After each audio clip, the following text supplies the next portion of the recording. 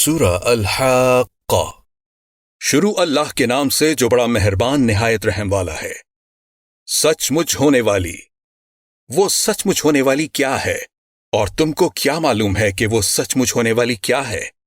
وہی کھڑکھڑانے والی جس کو سمود اور عاد دونوں نے جھٹلایا۔ سو سمود تو کڑک سے ہلاک کر دیے گئے، رہے عاد ان کا نہایت تیز آندھی سے ستیہ ناش کر دیا گیا۔ اللہ نے اس کو 7 رات اور 8 دن ان پر چلائے رکھا۔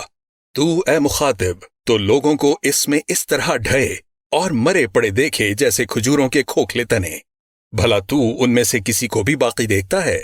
اور فرعون اور جو لوگ اس سے پہلے تھے اور وہ جو الٹی بستیوں میں رہتے تھے، سب گناہ کے کام کرتے تھے۔ انہوں نے اپنے پروردگار کے پیغمبر کی نافرمانی کی تو اللہ نے بھی ان کو بڑا سخت پکڑا۔ جب پانی طغیانی پر آیا تو ہم نے تم لوگوں کو کشتی میں سوار کر لیا تاکہ اس کو تمہارے لیے یادگار بنائیں اور یاد رکھنے والے کان اسے یاد رکھیں۔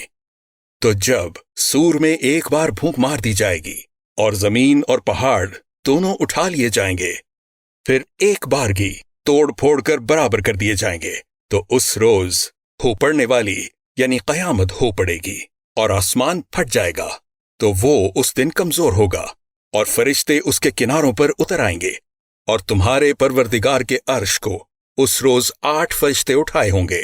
اس روز تم سب لوگوں کے سامنے پیش کیے جاؤ گے اور تمہاری کوئی پوشیدہ بات چھپی نہ رہے گی۔ تو جس کا اعمال نامہ اس کے داہنے ہاتھ میں دیا جائے گا، وہ دوسروں سے کہے گا کہ لیجئے میرا نامہ اعمال پڑھیے، مجھے یقین تھا کہ مجھ کو میرا حساب کتاب ضرور ملے گا۔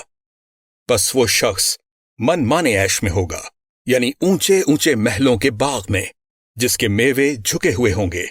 جو عمل تم ایام گزشتہ میں آگے بھیج چکے ہو، اس کے صلے میں مزے سے کھاؤ اور پیو۔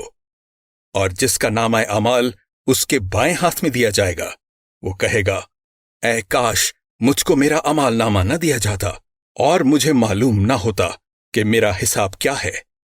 اے کاش موت ابد الآباد کے لیے میرا کام تمام کر چکی ہوتی۔ آج میرا مال میرے کچھ بھی کام نہ آیا۔ ہائے میری سلطنت خاک میں مل گئی۔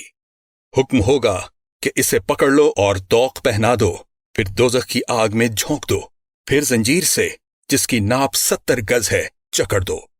یہ نہ تو اللہ جل شانہ پر ایمان لاتا تھا اور نہ فقیر کے کھانا کھلانے پر آمادہ کرتا تھا، سو آج اس کا بھی یہاں کوئی دوستدار نہیں، اور نہ پیپ کے سوا اس کے لیے کھانا ہے جس کو گناہگاروں کے سوا کوئی نہیں کھائے گا۔ تو ہم کو ان چیزوں کی قسم جو تم کو نظر آتی ہیں اور ان کی جو نظر نہیں آتی، کہ یہ قرآن فرشتہ عالی مقام کی زبان کا پیغام ہے اور یہ کسی شاعر کا کلام نہیں، مگر تم لوگ بہت ہی کم ایمان لاتے ہو، اور نہ کسی کاہن کے مزخرفات ہیں، لیکن تم لوگ بہت ہی کم فکر کرتے ہو۔ یہ تو پروردگار عالم کا اتارا ہوا ہے۔ اگر یہ پیغمبر صلی اللہ علیہ وآلہ وسلم ہماری نسبت کوئی بات جھوٹ بنا لاتے تو ہم ان کا داہنا ہاتھ پکڑ لیتے، پھر ان کی رگے گردن کاٹ ڈالتے، پھر تم میں سے کوئی ہمیں اس سے روکنے والا نہ ہوتا۔ اور یہ کتاب تو پرہیزگاروں کے لیے نصیحت ہے، اور ہم جانتے ہیں کہ تم میں سے بعض اس کو جھٹلانے والے ہیں، نیز یہ کافروں کے لیے موجب حسرت ہے، اور کچھ شک نہیں کہ یہ برحق قابل یقین ہے۔ سو تم اپنے پروردگار عز و جل کے نام کی تنزیہ کرتے رہو۔